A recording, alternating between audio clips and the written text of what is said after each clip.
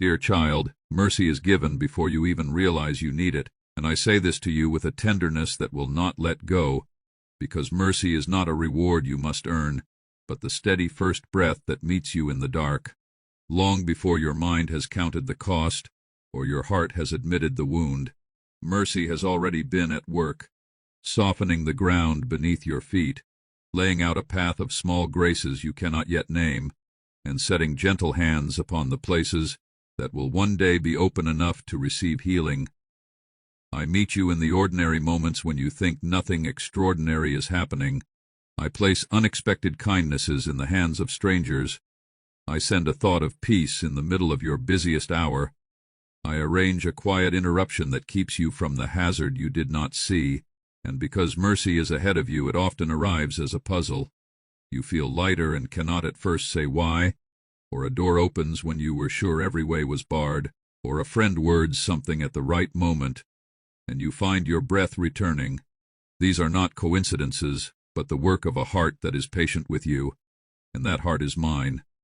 Sometimes mercy looks like restraint, a tempering of consequence, a holding back of wrath that would have destroyed where gentleness could repair, and other times it appears as a correction wrapped in care, so that you are not shamed into silence, but guided into learning. Notice how often the soft answer comes before you ask for it, how often forgiveness precedes your confession, how quietly restoration begins long before you raise your voice to seek it. Do not think mercy is naive. It is powerful and provident. It chooses the way of life rather than the immediate satisfaction of condemnation, and in doing so it preserves what is fragile so that growth may continue. When you are convinced that you have failed beyond repair, mercy has already begun to stitch the torn places, and when you imagine there is no path back, mercy is already clearing the stones and pointing to a new route. This means you are never as abandoned as your fear tells you, for a love that anticipates your need has already supplied what you require, even when you are not yet aware of the thirst. If you believe in His unfailing love and grace, drop a yes in the comments to declare your faith. And if our messages uplift and inspire you, we'd be grateful if you'd subscribe to join us on this journey of spreading God's Word. May His blessings overflow in your life. Allow that truth to change the way you move through your days. If mercy finds you before you ask, then humility becomes less about proving your worth and more about learning to receive. Practice the simple art of opening your hands quietly and saying, "Thank you," even when the gift is small or when you feel undeserving, because receiving is itself an act of worship that allows the work of grace to continue. When you catch yourself measuring your life by failures and tallying your shortfalls, remember that the ledger of mercy contains entries you do not see, the times you were spared, the conversations you did not have, the gentle interventions that kept you from a harsher turning. Keep a secret book of gratitude if it helps. List the mercies you discover and revisit it when despair whispers louder than truth. In those lists you will begin to trace the pattern of a love that goes before you, and seeing the pattern will steady your heart. Mercy given before you realize you need it also invites you to be quick to give to others. Because you were met by unexpected kindness, you are now charged to be an instrument of that same providence, to notice the invisible aches of people around you, and to act without waiting for them to plead. Offer a word that soothes, a cup of tea, a hand to steady, an unasked for forgiveness. These acts may seem small, but they carry the momentum of mercy and will change the rhythm of a life in ways you cannot measure. In doing so, you learn the economy of grace. It multiplies when spent, and it creates communities where anticipation of need becomes a habit rather than an exception. Do not be surprised if recognizing mercy is slow. Your wounds may teach you to distrust easy comfort, and suspicion will make you check the gift for strings and snares. That is natural, and mercy honors your caution, even as it asks you to risk acceptance. Test the help with wisdom if you must, but do not let fear harden you against what is meant for your good. There will be times when mercy's approach looks like discipline, and at first you will bristle, thinking mercy has taken the form of judgment. Yet even in such seasons the intention is restoration, not ruin. and you can ask for clarity and tenderness as that correction comes. Where hurt has taught you to expect punishment, mercy will be patient and slow, sometimes imperceptibly rebuilding trust one hesitant brick at a time. When others offer you mercy poorly, clumsily, or with conditions that sting, do not reject the whole gift because the wrapping is imperfect. Learn to receive what is true beneath the form, and to press gently for what your heart needs, so that the mercy can flourish into a fuller healing. There is also mercy for your mistakes long before you confess them aloud. It hovers like a lamp in the dark, bidding you come before your shame consumes you. And when you accept that lamp, you will find the energy to set right what you can, and to embrace the consequence that leads to growth rather than defeat. This is why confession is liberating, not because it surprises God into action, for God is already at work, but because it surprises you into participation in the remedy. When you bring honestly the things you hide, mercy does not withdraw. Rather, it leans in and works with you to rearrange the rubble into something useful. Be slow to despair in the face of your failures. Mercy has already been placed where your brokenness will be most effectively mended. Remember, too, that mercy arriving first does not diminish the call to responsibility. To receive mercy is not to be excused from change. It is to be empowered by a love that will help you change. Let that grace motivate, not lull. Let it be the warmth that wakes you from complacency, rather than the sedative that makes you comfortable amid harm. There are seasons when mercy compels you to make amends, to apologize with sincerity, to take practical steps to repair what you have damaged. These are not burdens, but the joyful labor of the redeemed who wish to mirror the mercy they have been shown. Practical repentance matters. Make the calls, write the letters, restore what can be restored, and do the small, steady things that build trust again, because mercy delights in cooperation. It invites you to be part of its creative work. Do not hide your need for mercy from one another. There is a sacred economy in vulnerability where people who have been met by unearned kindness become a safe harbor for others to land. Share your story of mercy with those who will hold it tenderly, and you will help form a culture where asking for help is not shameful but brave. In such communities, the quick of heart are not respected for their competence alone, but for their capacity to be honest about failure and to receive support. This makes room for real growth and prevents the pretense that often produces harder falls. Cultivate friendships that embody this expectation. Friends who will offer mercy preemptively, who will catch you when you wobble, who will celebrate your small recoveries as the great things they are. If you struggle to accept mercy because you think yourself undeserving, remember who gave it. The one who sees the whole of you and loves you still. You are not discovered by mercy because you were clever enough to deserve it. You are met because the heart of the Maker is bent toward restoration. Let that truth dismantle the false logic that says you must earn your way back to wholeness. Place your story beside the cross, and you will see mercy not as a favor, but as the very posture of the divine. Breathe that mercy in until it reaches the places that have learned to be suspicious. Let it wash the parts of you that protect at all costs and teach the muscles of surrender to try again. There will be moments when old habits of self-justification will rise, and in those moments speak aloud the sentence, "Mercy found me first, and it calls me to accept," and let that sentence be the reset that turns you back toward openness. Practical ways to practice receiving mercy. Cultivate a moment each day of silent gratitude where you name 3 mercies that surprised you. Practice a small act of receiving from another. Accept help with a light heart. Say thank you without downplaying the gift. Allow someone to care for you in a practical way.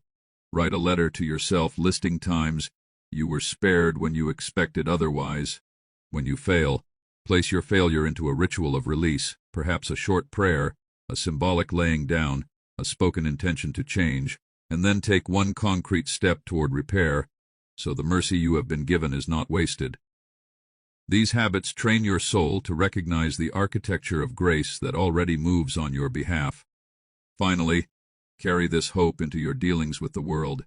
Because mercy comes before you know you need it, you can live with a forward-looking courage that does not clutch at every perceived slight, that does not build fortresses of suspicion, but that trusts a love which prepares the way. Walk lightly, give readily, forgive sooner, and be quick to notice the mercies that come like small lanterns along the path. In time you will be someone who both receives and gives this gentle providence, and your life will be a corridor through which mercy can travel to many others. This is original and may be used freely for your channel. Hold fast to the fact that mercy meets you first, and allow that meeting to shape everything you say and do. Hear this with the steadiness of a truth that does not hurry. The heart of God delights in seeing you rise again after every fall, and that delight is neither small nor casual but a steadfast, rejoicing love that watches your stumbles and counts each recovery as a victory to be celebrated. When you slip, whether in error, in weakness, in shame, or in the honest fumbling of trying and not succeeding, there is a gentle attentiveness that leans toward you, not to gloat over your failure, but to marvel at your courage to stand, to straighten, to breathe again, and to put one foot before the other. Imagine a gardener tending a battered plant after a storm, hands quick and tender, eyes bright as the soil is turned, not because the plant was perfect, but because life persists, and the gardener delights in that persistence. So it is with the divine heart.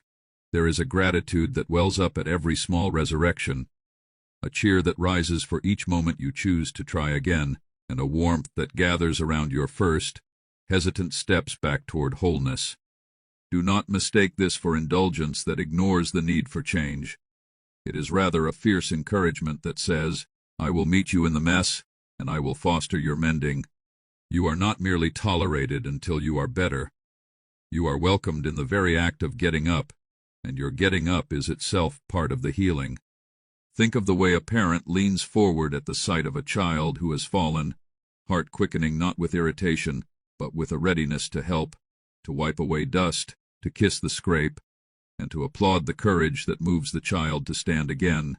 That movement of tenderness is a sliver of the divine posture toward you, and it repeats without counting how often you must be helped. There is no ledger of failures kept to be presented at some later time.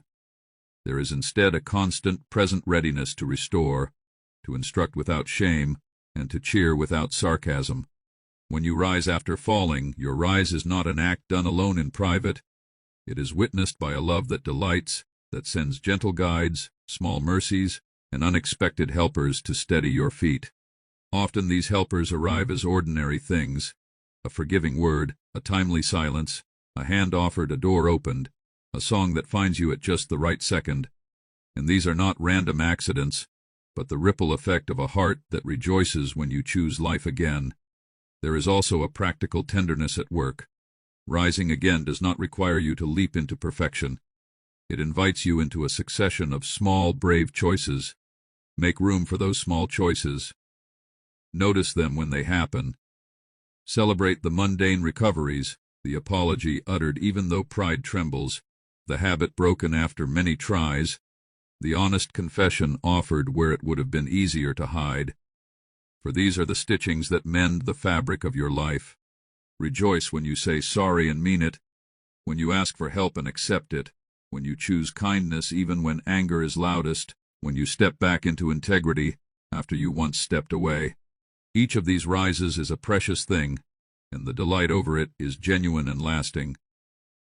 Do not let your own disappointment at the pace of your progress hide the fact that each small recovery is noticed and cherished.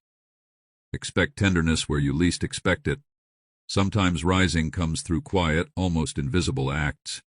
A minute of steadying prayer, a decision to seek counsel, a refusal to rehearse a self-embarrassing story that would only feed shame.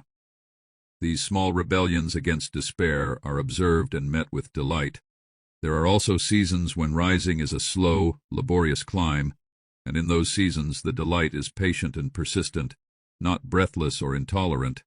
The heart that delights does not snap a whip to hurry your progress, but supplies a steady supply of mercy and a gentle insistence that you are worth the effort. When days stretch into months and months into years, that patient delight endures. The divine heart is not discouraged by delay. If you are weary and think your falls are too frequent, Remember this: perseverance in rising is itself an honorable thing, and each day you choose to rise again, you are participating in a deeper work of endurance that shapes your character and refines your compassion. Allow that delight to reshape how you talk to yourself. The language you use in the wake of a fall matters. When the inner voice grows sharp and condemning, practice replacing the cutting phrases with the quiet, steady affirmations of a friend who has watched you rise. You are not finished. You are not defined by this moment. You are more than this mistake. Speak to yourself in a way that recognizes the difficulty of change and honors the effort of trying. If self-rebuke becomes your default, you will drown the impulse to stand again.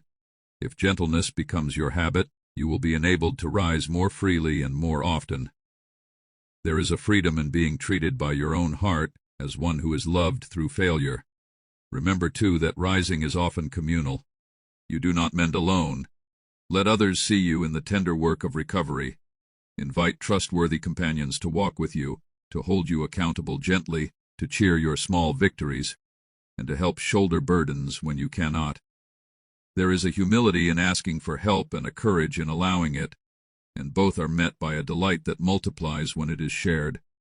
When a community rejoices over another's recovery, it amplifies the joy already present in the divine heart, and your rises become a testimony that strengthens others. Never underestimate the moral power of shared celebration over small victories. It changes the tone of a whole neighborhood of souls, teaching them to look for the good rather than magnify the fault. Do not be surprised if rising brings new responsibilities. Once you have been met, you are invited to become a giver of that same gladness to others. To be someone who delights in another's rise is to become an agent of restoration. Practice noticing the falls around you and offer the kind of support that helped you: a patient ear, a practical hand, a word that steadies rather than condemns. Let your gratitude for the help you received spill over into generous acts. In doing so, you will deepen your own recovery and participate in the wider flourishing of those who stumble. There will be times when rising requires reckoning, making amends, changing patterns, facing consequences that teach rightly. Delight does not bypass justice. Rather, it rejoices in the transformation that justice and repentance can produce. If your fall harmed someone else, accept the challenge to restore what can be restored, to repair what you broke, to do the practical work that reconciles. The delight in your rising comes not from a glossing over of harm, but from a genuine turning toward repair. When you embrace that work, you model the truth that recovery is not merely a private feeling, but a public, moral labor that benefits others. Feel also the tenderness that undergirds the patience of the one who delights. You are allowed to be fragile. Perfection is not the precondition of affection. In your weakest moments, the delight is still there, waiting, warm, not withdrawing its regard because you faltered. There is a deep mercy in that constancy, a refusal to write you off, a steady confidence that your best self can re-emerge if given time and care. Let that assurance ease the weight of perfectionism and give you permission to try again without fear of permanent rejection. Finally, carry this truth into the daily choreography of life. Rise with rituals that mark recovery, morning prayers that set intention, small acts of restitution, a habit of naming one growth point each week, a thanksgiving for the previous steps taken. Celebrate the rises with a song, a note, a quiet moment of gratitude. These customs anchor your spirit and remind you that delight is not only external, but also an internal practice of noticing grace. The heart that delights in your rises is generous and persistent. Let your life reflect that generosity by being kind to yourself and others. Know this: you are not a problem to be solved, but a story being written in which each fall and each rise matters.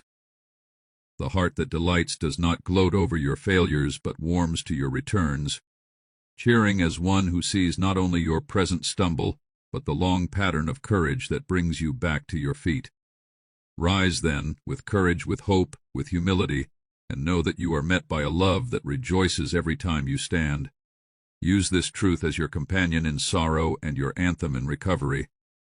Let it strengthen you when you are weak, and let it steady your steps so that the next rise is a little surer than the last.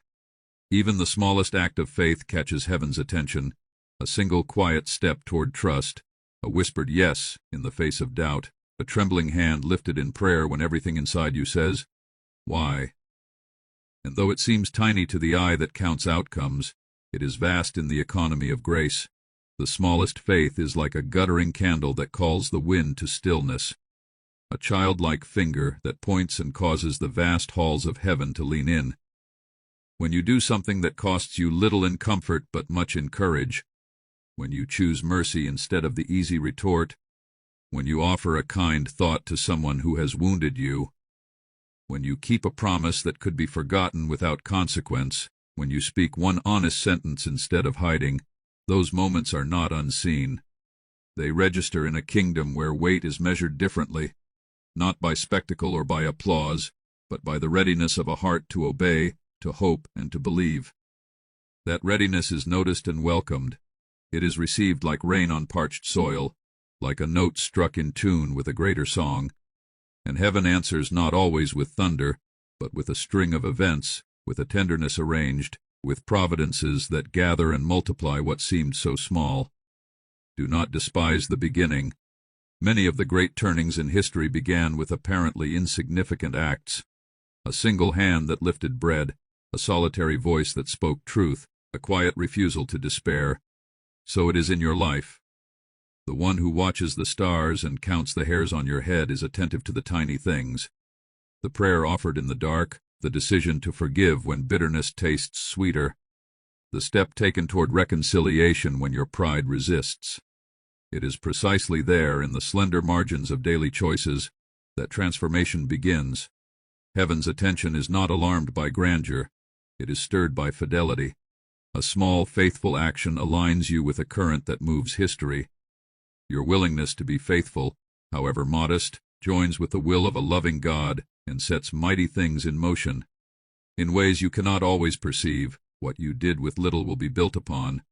Other hands will find courage, doors will open, a chain will be unlatched, because faith operates like a seed, hidden, unimpressive, but alive with possibility.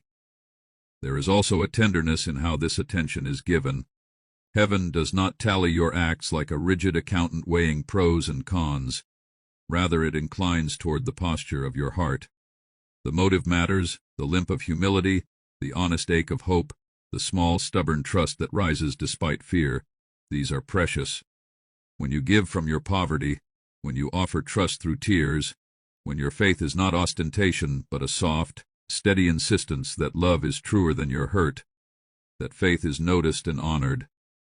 The divine response is often delivered in quiet reinforcement rather than immediate spectacle, a new thought that slows your quickness to judge, a friend appearing unannounced, a circumstance bending in a helpful way, a peace that arrives in the chest like a small, unexpected tide.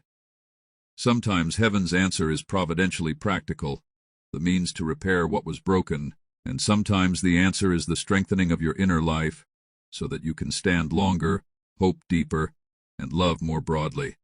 Both are signs that even the smallest act did not fall into a void. It landed on soil that receives and responds. Expect resistance when you begin to practice small acts of faith. The world prizes the visible, the measurable, the immediate. It will mock the quiet decisions and call them naive. Your own impatience may ask for proof before you believe that anything significant could come from such a slender offering. Yet remember that growth often takes place in the dark. Roots thicken unseen before a shoot is visible above ground. The act of faith you make now might go unnoticed by people and yet be the hinge on which a future blessing swings. Keep faith with the small things, because they are the training ground of larger trust. Practice steadfastness in the little things, pay attention to the small kindnesses, fulfill the trivial duties faithfully, preserve integrity in the mundane, and you will be seasoned for the trials that call for greater courage. Heaven honors the training as much as the triumph. It is the discipline of small, faithful acts that prepares you to respond rightly when larger opportunities or crises arrive. There is a communal dimension to this truth as well. Your small acts of faith ripple outward. They teach others by example.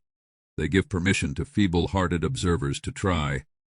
When you choose to act in faith, people around you will sense the steadiness and may be emboldened to take their own first steps. One humble deed can loosen the frozen resolve of a whole circle of friends, family, or colleagues. Imagine a room where everyone waits for someone else to start. The single person who moves in faith becomes a door. Your modest courage can be that door. Heaven's attention does not only bless you in isolation, it uses your faithful smallness to knit a network of hope and courage that strengthens others.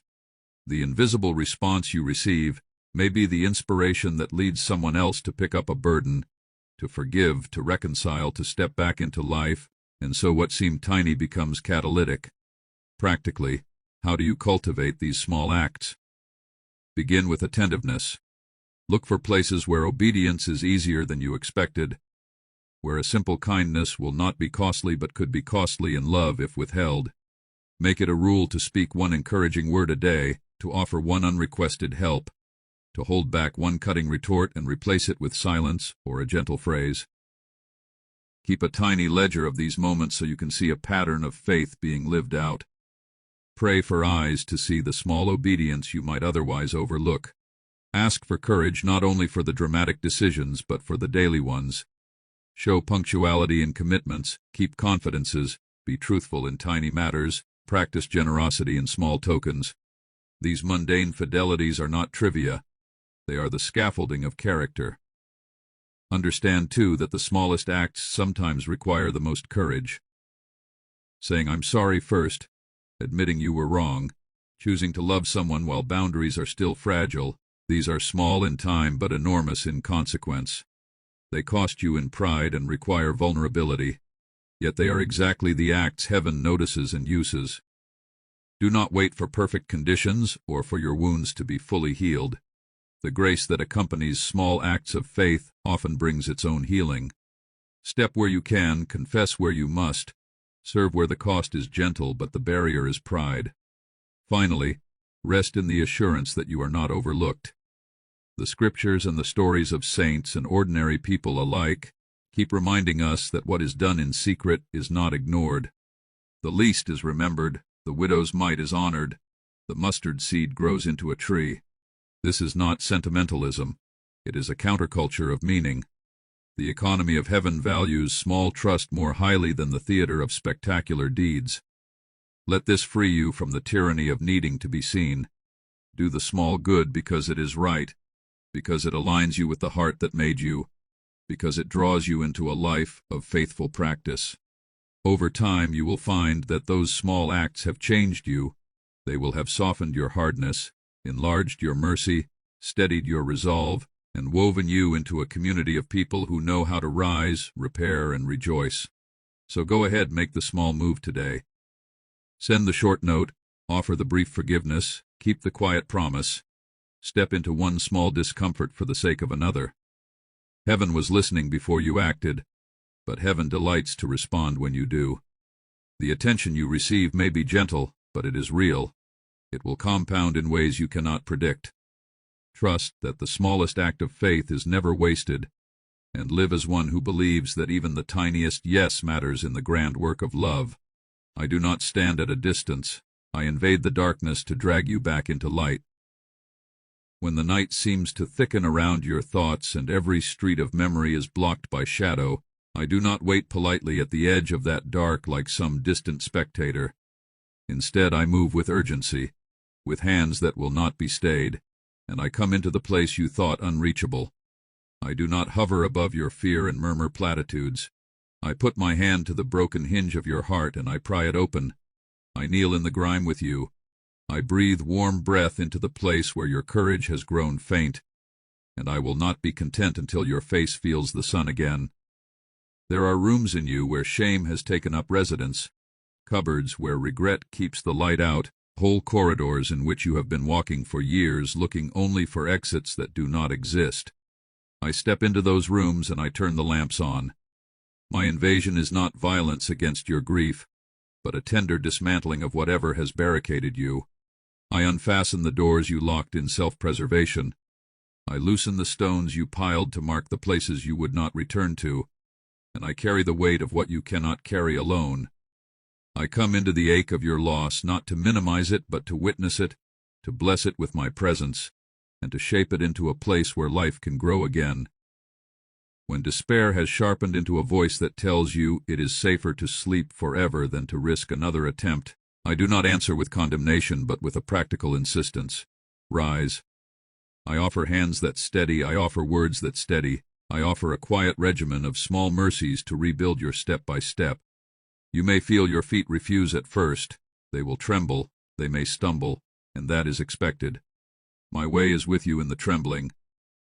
I will teach your feet the pattern of walking again by giving you small, steady tasks, one kindness, one apology, one truthful sentence at a time, and each one is a rope thrown from the bright side to your dark side, a rope you can grip until your fingers learn to trust. Do not suppose that my coming is abstract or distant. I arrive by means most human, a phone call that happens when you need it most, a meal left at your door, a friend who remembers to call, a moment of clarity that arrives in the middle of a midnight hour,